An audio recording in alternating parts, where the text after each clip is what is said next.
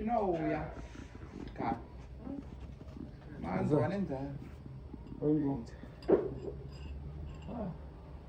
ndowagula Ndikocha. Chanyu. Chanyu chekuita seya. Uri kuti chi?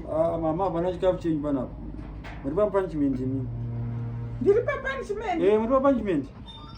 Punishment yaunondipa iwewe. Ndakaenda maprofiti ani makani ndigero ndakagerwa zvandikatiwa ndakaenda maprofiti ai ndakazwa kuti muri kubata bata saka ndiri punishment muchitishandisa paro zvari kutaura izvi What is paro? ndati takaenda maprofita muri kutishandisa mama imimi Kukushandisa painda paro. imi muri kutishandisa kani Sparo nganditaurira kuti ndiri kushandisa iwewe. Samuna mushanza mwati zera ramukoma chalemera asati varora chimodza kushandisa kwamwe muchititeko Chale.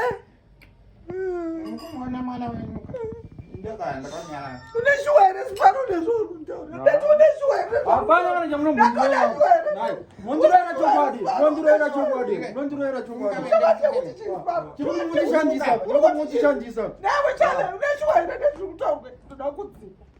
aiwa musadaro mama musadaro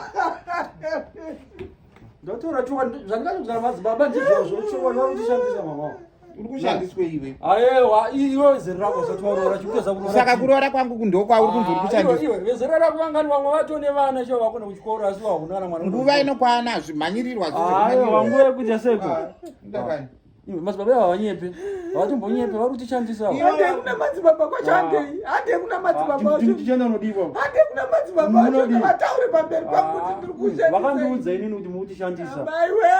ndotsvakagererwa musoro izvozvo kuya uchitaura zvisina basa rese sparo Sparo ibuda auchagara pano. Auchagara pano buda pano. chero makandidzinga zvisina nabasa asi kutishandisa vari kutishandisa gara waziva zvozvo tiri kushandiswa